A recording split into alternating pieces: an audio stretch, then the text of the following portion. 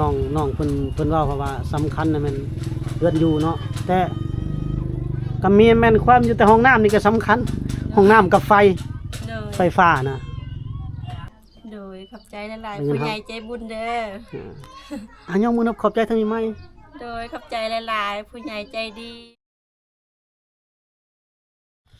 สบายดีพี่น้องสบายดี FC สบายดีท่านผู้ชมทางภายในและต่างประเทศเด้อผู้ปอกับบ่าวจอยเส้นเก่าเส้นเคยพี่น้องมื้อนี้มาทางพี่เด้อพี่น้องเด้อมาทางบ้านน้องรุ่นสาวแม่ห้างลูก3พี่น้องเนาะน้องรุ่นน้องคำแต่ว่ามื้อนี้พบแต่น้องรุ่นผู้เดียวเนาะพี่น้องก็ได้ถ่ายน้องเป็น EP เดียวซ้ำเด้ช่วงนี้บ่าวจอยก็จะทยอยไปถ่ายผู้นั้นผู้นี้ผู้นั้นหรือเป็นไปสะพานบุญสะพานหยังพี่น้องจะบ่ค่อยได้เขามาถ่ายซ้ำเนาะเพราะว่าเฮามีสะพานบุญหรือว่ามีธุระก็เลยได้ถ่ายเทอละเคสไปน้องพี่น้องเนาะมื้อนี้มาเป็นธุระให้กับผู้ใหญ่ใจบุญ FC เนาะทางพี่บุญทางจังหวัดบุรีรัมย์เพิ่นฝากเงินมาให้น้องเพิ่นเนาะพี่น้องเนาะ 3,000 กว่าบาทพี่น้อง 3,000 กว่าบาทก็หักค่าธรรมเนียมมายังแล้วเรียบร้อยแล้วก็มามอบให้น้องเราเพิ่นเนาะพี่น้องเนาะเพิ่นก็เพิ่นให้ค่าน้ำมันบ่จอยมาพี่น้องมาหาน้องรุ่นเพิ่นโอเคเข้าไปหาน้องรุ่นเพิ่นเนาะพี่น้องเขามาตอนแรกว่าสิมาตอนเช้าพี่น้องแต่ว่ามันแดดร้อนแห้งอะไรนี่มาบ่าย2บ่าย3นี่ก็ยังแดดร้อนพี่น้องเนาะโอเคเข้าไปหาน้องเพิ่นเลยอันนี้เฮือนเพิ่นพี่น้องเฮือนน้องเราแล้วพี่น้องกระท่อมน้อยเนาะบริเวณนี้ก็เป็นเฮือนของญาติพี่น้องเราแดดร้อนคักขนาดว่าจะมาเจาะทางนี้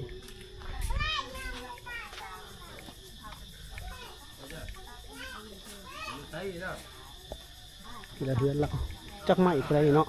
ไม้ในไม้เขาจะเห็ดบ้านเห็ดเฮือนเลยพี่น้องจะบริเวณเฮือนเรา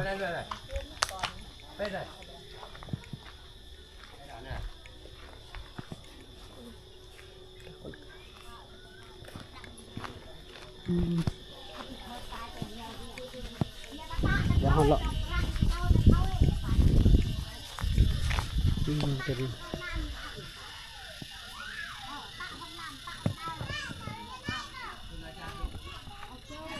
ให้เบิ่งพี่น้องบริเวณบ้านน้องเพิ่นก็อยู่ในเลยพี่น้องเพราะอยู่นี่ก็ได้อยู่แต่แดดส่องพี่น้องเข้าไปในดีกว่าคือเย็นบ่พวกเพิ่นน้องเพิ่นอยู่ในบ่พี่น้องอันนี้เฮือนครัวเพิ่นเลยเนาะ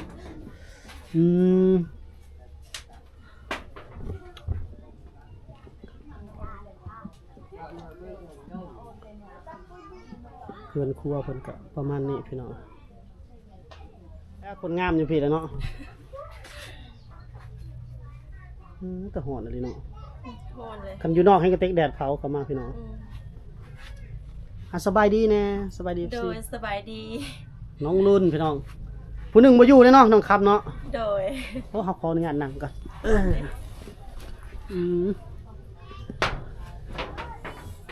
อยู่จักคนก่อนอยู่นอนอยู่นี่ คนเดียว คนเดียวเลย โดย อ๋อบนอยู่บนเสาคนพี่น้องเลยเป็นกระท่อมน้อยๆเนาะ โดย พี่น้องเซ็ตห้อนขนาดพี่น้อง ผมมีพัดลมบ่ได้ห้อนคักบ่ได้เลย อยู่นอกเหรอมันฮ้อน อยู่นอกก็ห้อนคือกันบ่เบิ่ง มันเย็นนิดนึงเนี่ย เย็นนิดนึงบ่ โดย เอาอยู่ไสก็ได้พี่น้องให้คือว่ามันอ้าวแฮงเนาะตายกลางคืนนี่เฮ็ดได้ซะฮ้อนๆเย็นอยู่บ่กลางคืนนะ กลางคืนเนี่ยประมาณก็เย็นอยู่ แต่น่าจะเป็นประมาณ 9:00 น 10:00 นขึ้นไป 3-4 ทุ่มน่าจะเย็นอยู่พี่น้องน้ำหมอกลง โดย แรกๆตอนแรงๆนี่ก็ยังฮ้อนอ้าวเลยเนาะมันต่ำเด้พี่น้องมันต่ำสังกะสีมันต่ำแต่เราบ่ได้ไฟฟ้าเลยเนาะ โดย ถ้าได้ไฟฟ้าก็เนี่ยพอเสียบปึ๊บต่อพัดลมปรับเนาะ ก็เย็นอยู่ ก็เย็นดอเป็นเย็นอยู่เย็นอะไรนั่นแหละออกไปนอกก่อนพี่น้องเพิ่นว่าฮ้อนเอาลองเบิ่งอยู่นอกก่อนเนาะถ้าอยู่นอกยังฮ้อนแล้วก็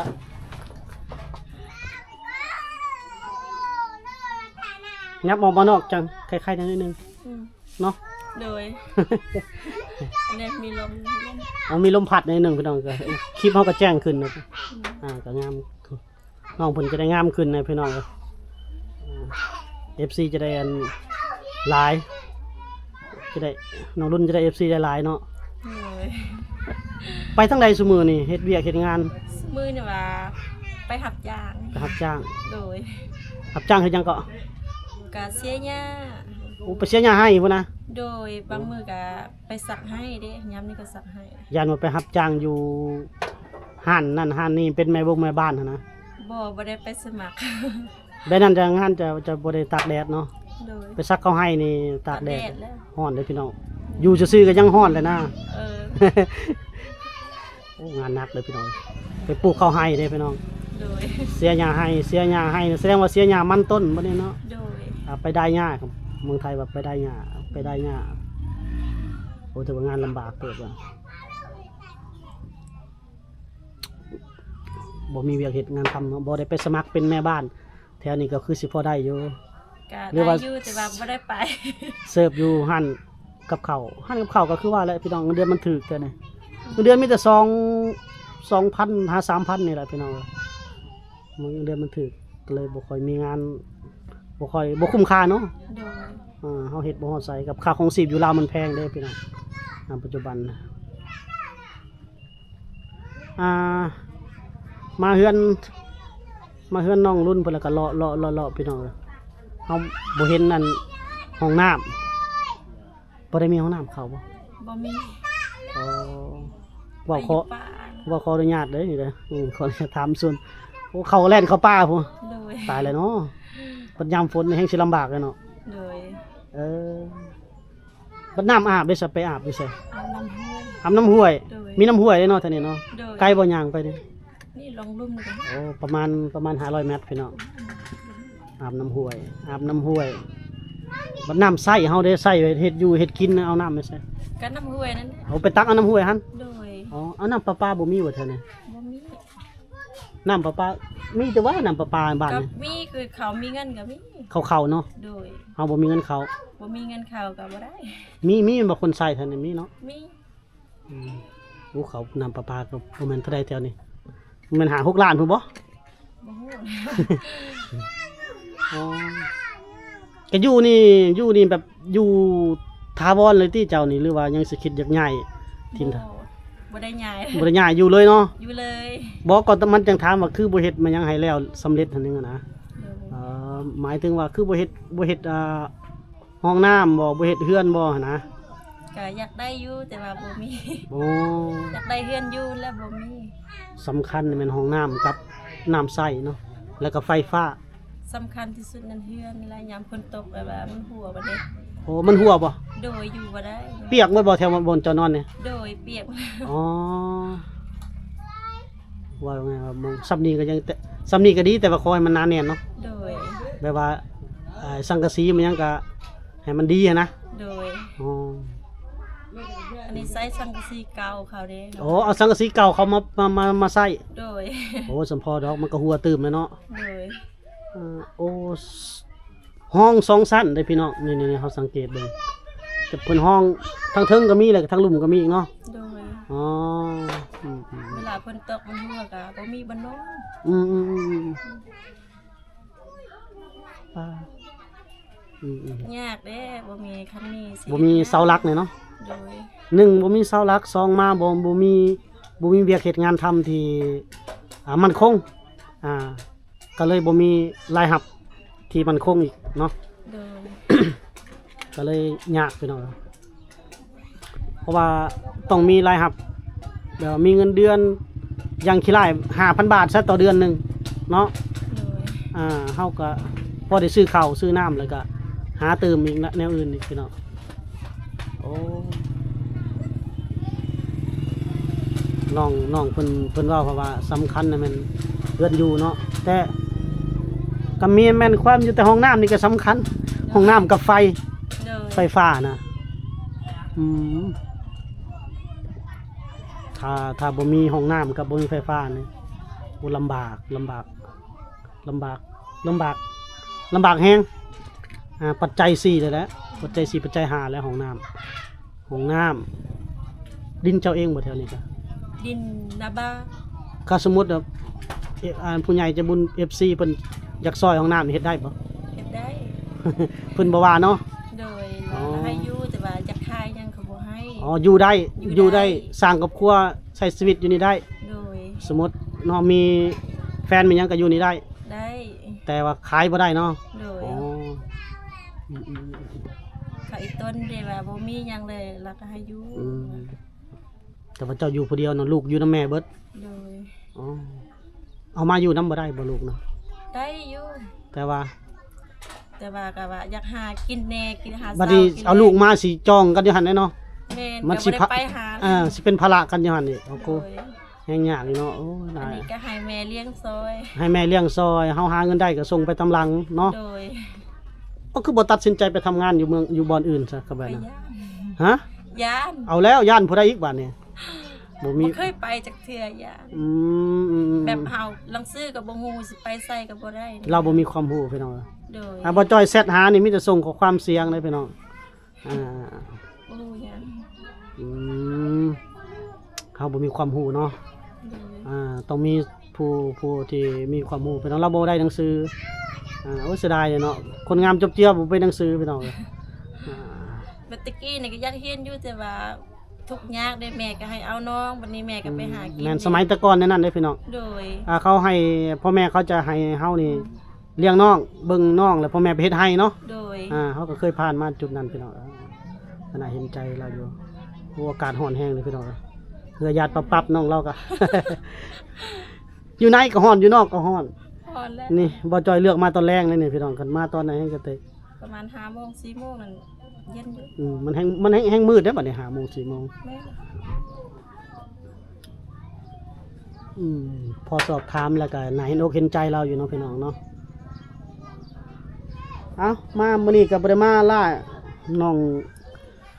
บุญน้องรุ่นมื้อนี้ FC เพิ่นฝากเงินมาให้เนาะทางบุรีรัมย์พุ่นแหละเพิ่นฝากเงินมาให้ก็เป็นเงินเฮาก็เพิ่นฝากมา 3,000 นะ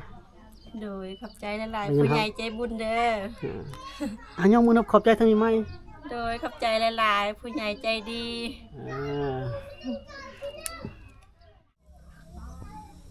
น้องรุ่นดีใจบ่ได้รับเงินจากผู้ใหญ่ใจบุญล่ะ โดยดีใจหลายๆ ตื่นเต้น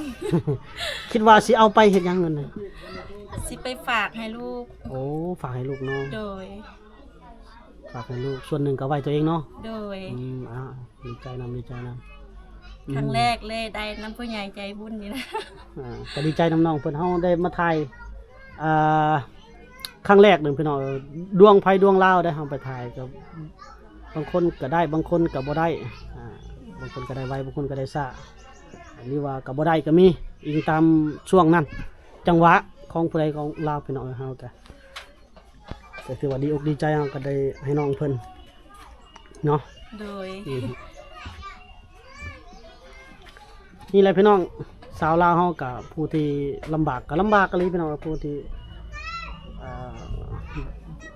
พออยู่พอกินก็มีแต่ว่าผู้ลำบากก็หลายเนาะครับพยายามนำเสนอพยายามเฮ็ดให้ FC เพิ่นเบิ่งก็คือน้องรุ่นนี่คือเว้าอะไรพี่น้องอยู่กระต๊อบน้อยหนึง อยู่ผู้เดียวซ้ำเพิ่นก็พอกันมีมื้อหน้าพออยู่พอกินเอาลูกมาอยู่นำเลยเนาะ โดย สมมุติว่าเฮามีเงินแหน่มีเฮือนที่หน้าแน่นมีหยังเนาะ โดย พอเอามาส่วนหนึงแล้วก็ป้าและแม่อีกส่วนหนึงเนาะ โดย 3 คนเด้เนาะ คนหนึงมันอยู่นำพวก โอ้แสดงว่ายัง2 คน โดยยังสอ อ๋อง ก็จะ ร้านยังน้อย อืม